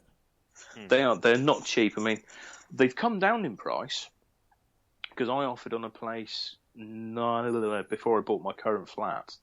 I found this amazing flat. It was absolutely gorgeous. It was brand new, all done out. Had like a big roof terrace that you go out onto. It was absolutely gorgeous. And you had this spiral staircase that you went up to get into the flat. Big sort of patio doors and all the rest of it. And I thought, it's all brand new. It all looks lovely. I'll get the home buy. Just get the valuation report. No, I'll fork out and I'll get the home buyer's report as well. And it's a good job I did because I found out that the roof terrace didn't actually belong to the flat. Neither did the sole access point. Oh. So it's always worth getting the home buyer's report done. Because you find out these little things. When you say sole access point... The sole access point to the flat was this spiral staircase on the side of the building. Right, okay. And so you had to go up the spiral staircase and cross this roof terrace, neither of which belonged to the flat I was buying. So unless I invested in a rope ladder out the bedroom window, there was no way I could get into it, so I pulled out of that flat. But I lost 700 quid. But they could potentially block up that exit and entrance. One noisy party on my roof terrace, and that's it. Yeah. And let's face it, I'm not going to tiptoe around like a church mouse. There is going to be noisy parties and barbecues on that roof, so I pulled out. But I lost 700 quid on the home buyer's report. Blimey. But it's worth it though, mate. It the sounds crazy, but it's worth it. It's kind of worth it. I mean, just to find out, because in the end, I mean, I could have bought that flat, had a noisy barbecue, and then the people downstairs go, right, well, that's actually our roof. You're not allowed on it anymore. And that's me scuppered. I can't get into my own flat. Yeah. See, Lee. Hello. Do you own your flat at the moment, or you're renting? No. I've always been renting. Yeah. Are you looking to actually buy? I'd Have we put you off? I'd love to. I would love to, but it's not that kind of. Things are a bit hard at the moment in terms of buying places. Yeah. It's not the easy. amount of money that you have to put together, and because it's just me as well. My plan at the moment is to find someone who already owns a house. That's the cheapest way. That's actually not a bad way of doing it. The opposite of it. You're looking for a cougar. Absolutely, but no, not necessarily. I don't care either way. Well, Ford Cougar. Yes, that's the one. I'm going to live in that. But I would love to own a house, but it's just not happening currently. But it's quite weird with how the housing market's gone, because the other reason for wanting to sell my flat now is I bought it 8 years ago, literally the week before the housing crash, and I paid 95 grand I paid for this. The following week after I completed, it was worth 42. But if you stay in that, I know you're crashed. You're paying interest on something that isn't there, then, isn't it? Yeah, I mean the reason we're selling up now is because it's finally worth a little bit more than I paid for it. Yeah. See, we got lucky when we were buying. I managed to save up £10,000 before we moved in. And that went on our deposit for everything. We bought a house for £86,500. That was a mid-terraced house in Plumstead. Funny enough, around the corner from Mr. Darren Barnard. Yeah. Is that why it was so cheap? It was very cheap, yes. No, he didn't live there at the time, which was weird, paths crossing and stuff like that. But when we came to sell, which was, how many years later would that be? 5, 6 years later, I suppose. We sold it. We were told to put it on the market for 165, and that way we could guarantee a sale straight away. And I said, nah, put it for 175. I was being a bit, not greedy, just a bit cheeky. And we got a sale within maybe a month of 172. That's not bad. Then bought this house that we live in, which was less than what we'd sold our terraced house for. So it's not that we made money. All that money that we did make just went on stamp duty and everything. It paid for all the fees to get ourselves into the house and keep the same mortgage. Well, most of Europe doesn't do this whole home ownership thing. It's all about renting. They don't. Renting is normal. It's just us, and the government's still trying to push that. I don't really know why, because people who rent are getting absolutely stitched up. I mean, London is an absolute nightmare. Yeah. We paid the very first flat I moved into when I moved back to London fairly recently, about 7 years ago now, cost me £1,000 a month. A month. Whoa! For a one-bedroom flat, without any bills included. Jesus. This was the woman who wanted to charge me for the light bulbs. It's like, no, you're fine. Don't worry about it. And yeah, that was 6 or 7 years ago. When I left, we were paying £800 for one room in a shared house in Deptford. Jesus. Yeah. It wasn't even like a really decent part of London. When we moved to Southampton, we were paying £750 for the entire flat, all bills and everything included. And that's not even that far away. So something needs to change, because particularly in London, you just can't live there. No, you can't. You need to inherit something, and if you're young, you can't do it. No, and it's going to be soon. The mortgages are going to be passed on to the kids, and your kids will be living with you forever. Yeah. Looking forward to that. In the late 90s, Amanda was working not as an estate agent, but like a letting agency, and she was working around Blackheath, which is a very well-to-do place.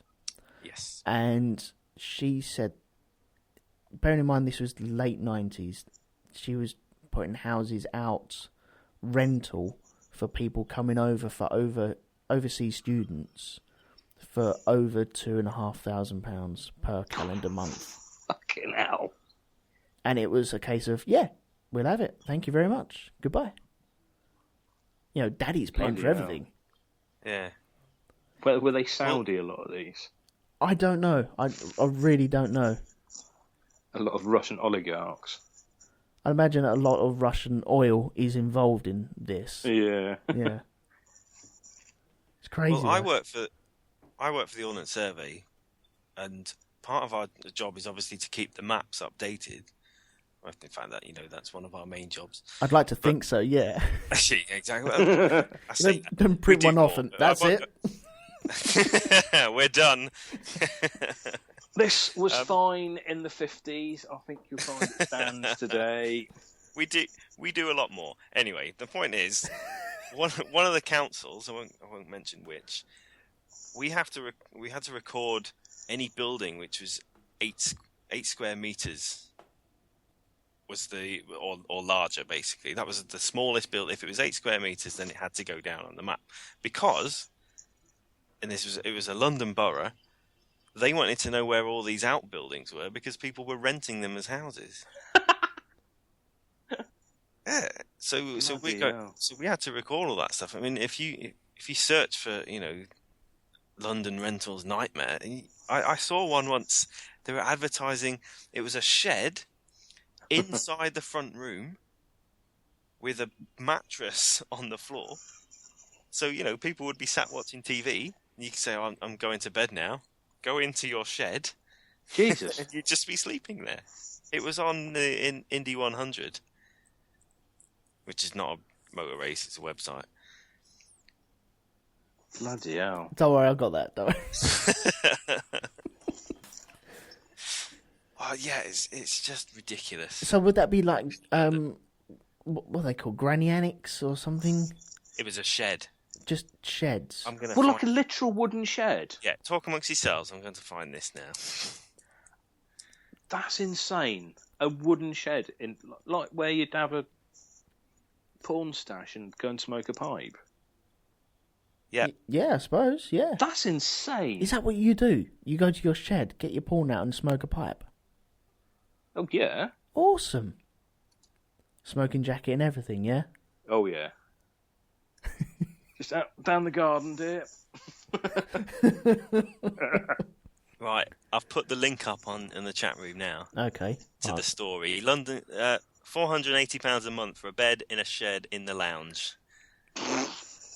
My God, there is an actual shed in their front room. Is it like a cut price sex box, like on Channel 4? I love the way it's got blacked out windows. That's amazing. That's incredible. In Bethnal Green, which I'm not sure is even one of the best parts of London anyway. It's not the greatest. It's not bad. Isn't it? Okay. £480 plus bills. Surely you'd be able to siphon off Wi-Fi from there. Got your own password. Yeah. Well, it's not a separate house. It's just technically a separate bedroom. That's insane. So that is just classed as a bedroom then, is it? I guess so. I can't see this because I'm not in the Mixler chat. Is it in the middle of the room? It's in the corner, and the sofa is propped up against it. Yeah. Do you know what's really bugging about it? Because it's got a slanted roof, a pitched roof, sorry. It's got a pitched roof. Yeah, and it ever so slightly comes over the window. It's really bugging me. I wish they'd just cut that bit off. Make it flush. I had a shed like that once. That's crazy. Why would you do that? And right, okay, their coffee table. This is how cheap they are, right? They got a shed in their room for another room. They got horrible sofa, and also the coffee table is made out of a cable barrel. You know what a cable mains cable would come on.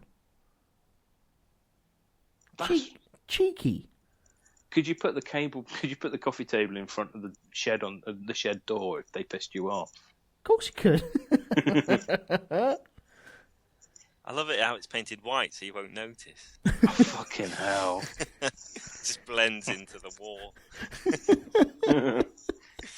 Can you imagine if you had your girlfriend round or something while the rest of your house is sat in the front room? We're just taking this back to the boudoir. Jeez. And then 3 minutes later you come back out again. 3 minutes? Fucking show off. Oh, you've obviously heard. Right, I'm going to tell you a little horror story that I had on my ventures while we were buying our house in Plumstead. The guy we were buying it off with the smelly dog, he wanted to move out. And we bought the house and everything was going tickety-boo. And then around maybe a year after we bought the house and moved in and got everything nice and tidy, we were speaking to a couple of the neighbours, because the neighbours were really good. That's something else that was brought up in the chat room about horrible neighbours making you move. So we might touch on that in a minute. But we was talking to one of our neighbours, and he said, yeah, you do know why he wanted to move and why he wanted to sell that house to you. I'm like, oh, no. No? Why is this? He said, well, he's, we don't know how to put it, but it was a well-known case. His sister was murdered. Oh, no. Okay. Not in our house. No. Not in your house. Don't worry. Not in your house. I think they'd have to declare that. Surely they'd have to declare that if there were a murder. You'd find out because, candlesticks would start floating around and stuff like that. It's in the home buyers report. Body behind the cavity wall insulating. Yeah. Spirits. Yeah. Do you want these bloodstains? No, take them with you. Oh, okay, fine. So we were talking about it. He said, yeah, his sister was murdered.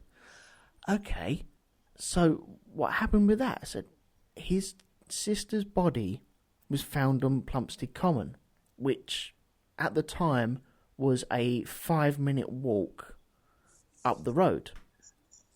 Okay, so she was killed. Yeah, but not all of her body was found there. Okay. This is where you should just stop asking questions and leave it alone. No. This is where I start asking questions. I'm very intrigued. How new was the patio? Luckily enough, we didn't have a patio, so we asked. Continued asking him what was going on, and he said, "Yeah, she had no head, and the head was found in the next road along in someone's oven." Someone in the next road along, just round the corner in Flaxton Road, someone had killed her and taken her head and put it in the oven. It was found in the oven. He was roasting her head. Ooh. So that is why he wanted to move away. That's weird. I should have That's a legit reason for moving. It is. Yeah. And I should have got a bit more money off, really. I could have, niggled him down a little bit more. But yeah, that's like you say, it is a legit reason for moving. And some people would pay more for that, But, though. but really, like, what? There was a head found in the oven. I'm moving here. It's not to do with my house. He's related to the person whose head was found in a house down the road. So he didn't kill her? No. He just wanted to be away from the memories of where her body was found? Yeah, because they both lived around that area. Ah. Still weird. It is a bit weird, yeah. Where was that again? In Plumstead, Flaxton Road. They do say Plumstead is the Huntingdon of the South, though, don't they? It's not that bad, mate. It's not that bad. I know you have heads in ovens, but, it's not that bad.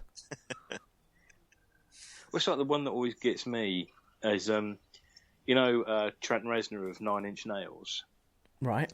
He claims he didn't realise, but he bought a house in Hollywood in the mid-90s and got it all sorted and all the rest of it. And then people started showing up on the lawn and taking photos of it. And 9 Inch Nails were a fairly big band then, but they weren't that big.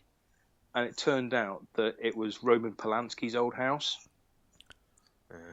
where Sharon Tate was murdered on the front lawn by Charles Manson's lot. Oh, bloody hell. So there was all these people doing this pilgrimage. Well, not pilgrimage, but, this is where it happened. And he's like, get the fuck off my lawn. And so he bought the house that Sharon Tate was murdered at. Whether or not he did know or not, but the story goes he didn't. But let's face it, it's Trent Reznor. He probably did know. I wonder how many houses have actually had murders in them, or some really horrific thing. There must be more than you think. Oh yeah, there must be loads.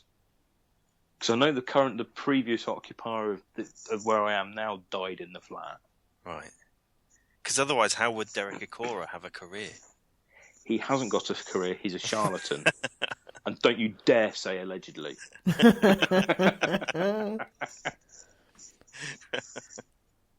May the court submit that I did not say allegedly. Because he is a fraud. It's been proven. But he's continuing. Bless his little heart.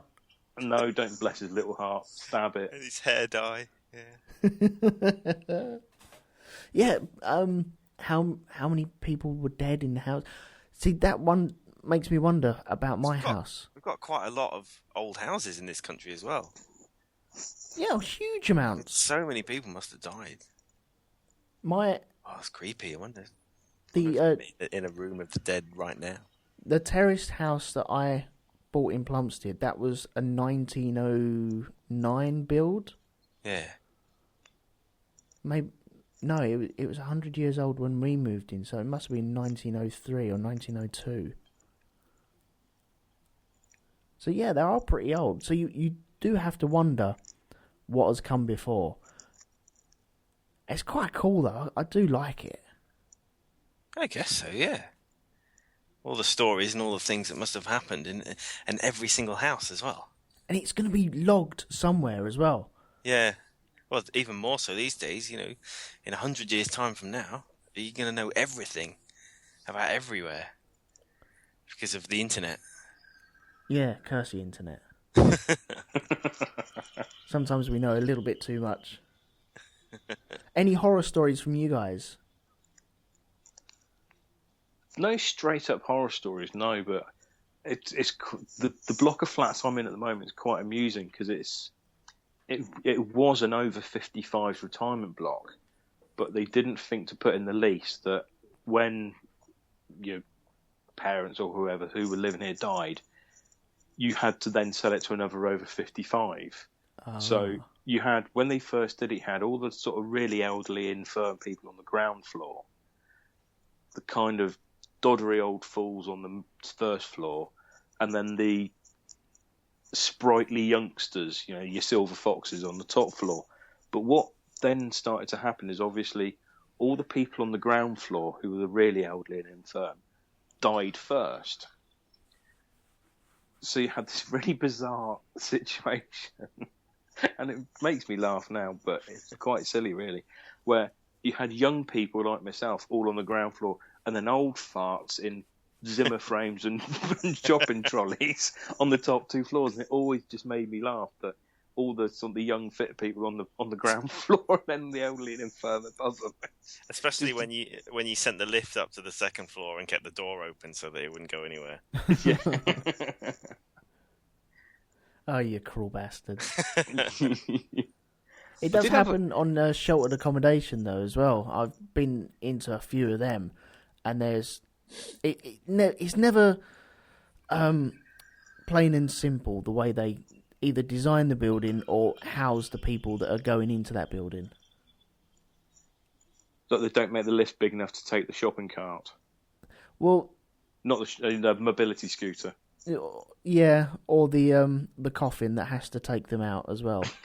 Oh God! But that's easy. You can stand it on end. I was going to say stand it on the end. Just make sure somebody holds the lid on. Well, that's why you don't have coffin boxes in lifts in tower blocks anymore. Because people were hiding in the coffin boxes and then jumping out and mugging people in the lifts. Oh, fuck off, really? Yeah, honest. Oh, I'm doing that. At no stage in all of human history has the lift door opened and there's just been a coffin in there. That has not happened. No, right, okay. It's happened in the films. I've seen it. No. when I say coffin box, right, in these lifts, you'd have the doors would open in front of you and you'd have your empty lift car. On the back panel towards the bottom, about halfway, you'd have a door that came down to the floor. You'd open the 2 doors there towards you, and then you'd have another 2, possibly 3 foot behind you with a box built onto the back of the lift. That is your coffin box. That is designed so you can open the doors, slide your coffin in, and it fits laying down on the lift. Oh, why not just have a bigger lift? That is what they build now. But it was an add-on. It's like a tiny extension for a lift. Was it an optional extra? Yeah, it was. And now you just get a big lift. It's a tiny extension that you pay upwards of £700 per calendar month. With an oven in it. Yeah. And pebble dashing inside. But yeah, that is true.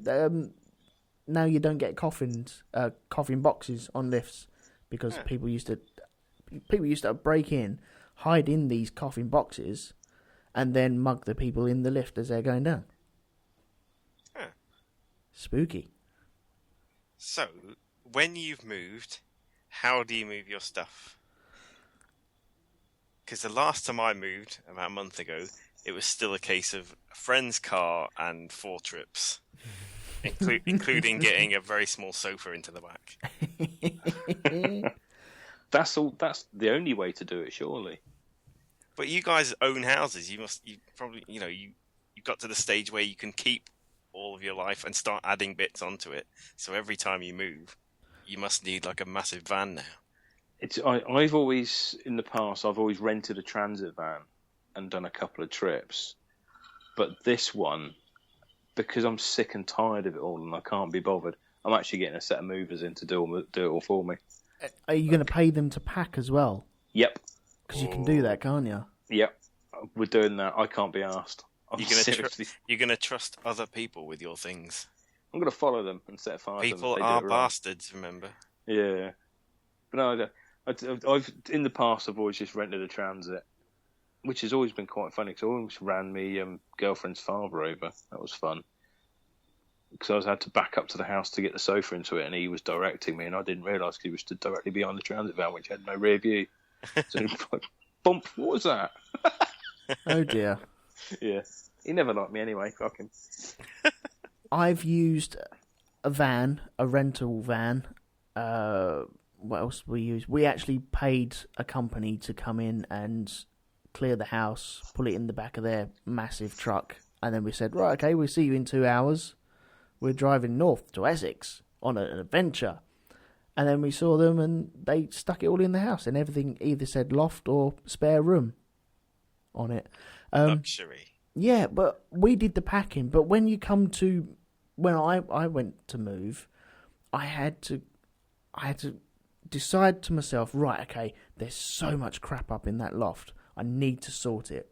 And I gave myself a month before we even started packing to sort all that stuff out. Because the problem with me, when I go up to my loft, I start sifting through my stuff. And I can be up there an hour. If I go up there to get the Christmas decorations down. Well, I saw. It's just Lego, isn't it? There's a lot of Lego up there, isn't there? Yeah.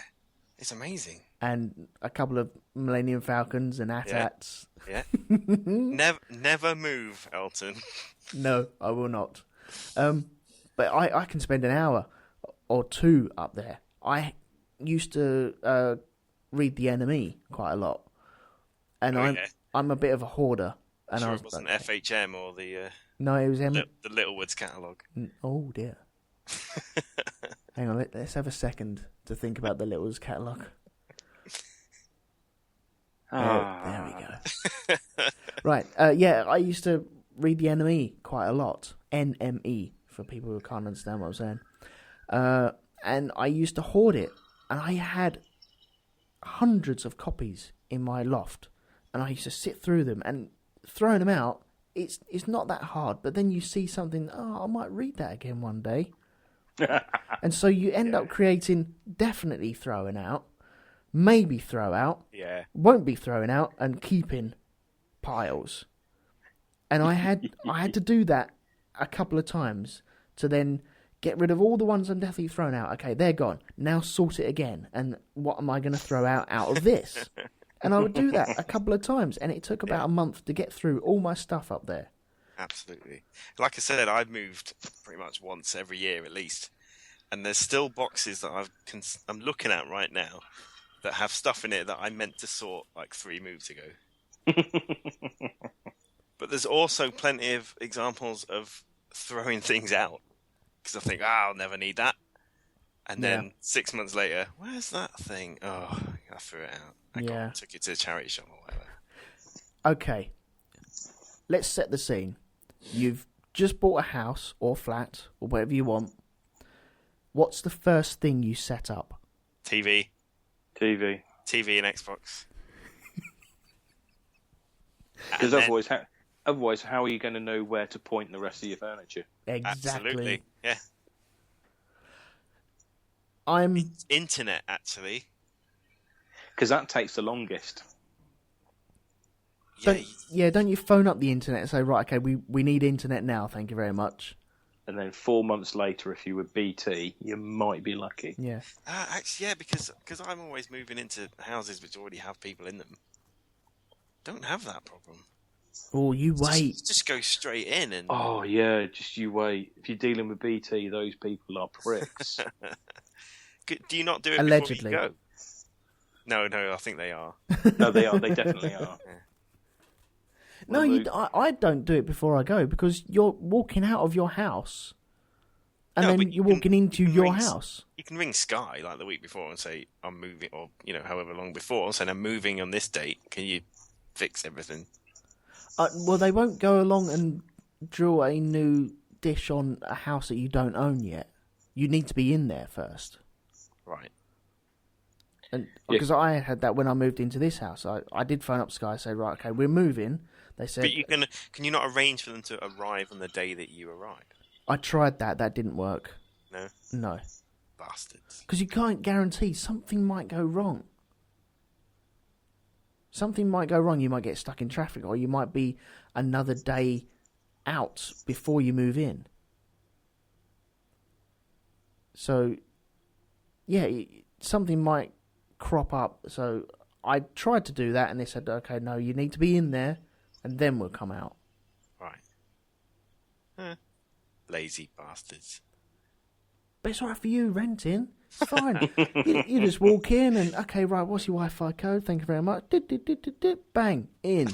There's still 2 places in Southampton that if I walked past it, my phone would connect to the internet. There's that lurker again outside. That's it, yeah. What's he doing? Right. On moving house, is there anything else you'd like to say? Because we're on the home straight now, shall we say?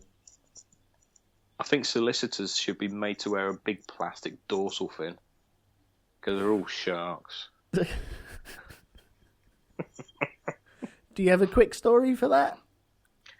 Relatively quick. I had this fantastic. It was a house that we pulled out of because it all fell through. But we were with this branch of solicitors, and I don't know if they were just incompetent or useless, or if they had given us the YTS girl or something. But they charged us per letter at 25 quid a letter. Ouch! And I was getting loads and loads of letters about the ownership of the tree. And I'm thinking, there are no trees on the land. It in Waterbeach near Cambridge, and it was a 2 up, 2 down, but it had an enormous 150-foot backyard with this great big shed. It was fantastic, really nice. But they were going on and on about the ownership of this tree. And I thought, there is no tree. So I went back out there and I measured it all up. I thought, well, there isn't a tree. And the only tree I could find on the property that was anywhere near the property was quite a way away, to say the least. You actually had the house, the front garden, the front wall, pavement, main road, pavement, common ground, tree. And that was the only tree in the area. And they were disputing the ownership as to whether it fell onto the land owned by the house. And they kept on writing letters to me to try and confirm it. Oh. And you're just like, no, don't be stupid. No, they're trying to print their own money there, aren't they? They were. And I actually said, look, I want a fully itemised bill at the end of this because I ain't paying for these letters because you're stupid. Think of the trees they had to cut down to write these letters about these trees. I don't think the process of thinking was involved at any point with those solicitors. They were useless. Absolutely terrible. Lee, any other final thoughts on this? Not really. I've just thought about my dad, actually, with his neighbours and bamboo shoots. Oh, yeah. If you're talking about battling with neighbours. Was he in the war and was he tied down? Did they try and grow a bamboo shoot through his back? No, once you've got bamboo in the ground, it goes under the fences. It does hideous things. Does it? Yeah, it really does. It does, yeah. It shoots off and then it'll grow. Our neighbours had it, and they had one bamboo plant, and bamboo started coming up in the middle of our lawn, a good 12 foot away from their plant. It just shoots out and grows up. Yeah. Fucks your lawnmower up. What, so it can shoot, 24 foot across, and then all of a sudden just decide to hang a upturning? Yeah, that's exactly what it does. You're joking. No, I wish I was. Yeah, so get that checked with your neighbours if you're going to move. Do you have bamboo? Yes or no? Yeah, if you've got bamboo planted anywhere. Yeah. Because that will go. It's like willow trees. They're the same. Oh, they're horrible things, they are. My old neighbour had a weeping willow tree, and it always crept over our garden. And so one day I went out with a hedge trimmer and just cut a flat side off of it because it was just doing my head in. And it was perfectly in line with the fence. And so legally, it was fine. I disposed of that rubbish. Legally, I could have chucked it over to her side and she would have had to deal with that. Needless to say, that tree withered away. I didn't mean to kill it. You killed it. I didn't mean to. You bastard. I didn't mean to. I didn't stick nails in it or anything. But you did. The fact remains I did, yes, but I didn't mean to. It's not even allegedly. That tree is dead now. Yeah, it is dead because of me. I killed it. I did not mean it. Don't worry, I have plenty of other trees in my garden now to make up for that tree. Right, I think on that note, I think we'll bring it to a conclusion, if that's all right with you guys. Absolutely. Yep. Do you guys have anything to plug at all? No. I'm on another episode of the Shonky Lab. No, you haven't worked out on any plugs whatsoever. Okay, fine, fair enough. I'm only going to plug the artwork of Danny Davies again. Oh, top man. I think his stuff's awesome. And I never think to write it down, but you can find him on Facebook. He's absolutely brilliant. Yeah, what I'll do, I'll shove a link to it in our show notes. Definitely go over there and definitely buy as much as you can because it is brilliant stuff. Hasn't he now got the DannyDavies.com? I could quickly have a look. Hang on a sec. But no, you can find him on Facebook. His stuff's really good, and I'm sure it's all linked to him there. Hang on. Internet's being very slow. Safari can't find this server. Nope. Well, never mind. But yeah, find him on Facebook. Also, you'll probably plug him anyway. LSG Media podcasts. Yeah. They're doing the Game of Thrones run at the moment as well, and that's really good. Definitely, yeah. I've been listening to that. That's my port of call for Game of Thrones now. Yeah. And the good thing as well is, I don't know if this is a conscious effort, but they record after it's screened in the UK. Yeah, they do, yeah, because it screens on Monday, doesn't it? Yeah, because now this is a bit bizarre question, completely off topic. When does Game of Thrones actually air on Sky Atlantic in the UK? It airs 2 o'clock in the morning. Yeah, it's available on the internet play thing. What's it called? Sky Go, like 3 in the morning. Yeah. Because I've been watching it on Now TV, and it's because like with The Walking Dead, you watch live at 9, but Game of Thrones is available, as you say, from about 2-3 in the morning. So I didn't know if that was a standard thing now. No, it shows with the American viewing. So that's really cool. You can watch it at the same time. Smart. Right. So we're in our last minute now, so I'm going to wrap everything up if that's all right. Please do check out the other podcasts I do, the Black Dog podcast. I also do the Grand Prix podcast, which is also back now. So please go over and check the Black Dog at blackdog.geekplanetonline.com and grandprixpodcast.com. Everything else that I'm on, you can find on rogue2.com. That's the home of everything that I like to do. The Mixler links are all over there. There's also a Patreon over there. Now, if you want to help us out and do the Patreon, I'd be much obliged because I want to do more shows. There are more shows in me. I have many ideas which I want to stick out there. So if you pop along there, help us out, then we can bring out more shows and then maybe take over the world very slowly. One person at a time, shall we say. So we're all off now to smother ourselves in butter to help settle into our houses, I take it? Yes. Absolutely. That's wonderful. iTunes reviews are also welcome. And it just leaves me to say thank you to Lee, thank you to Pete. No worries. You're very welcome. And please leave quietly. This is a residential area.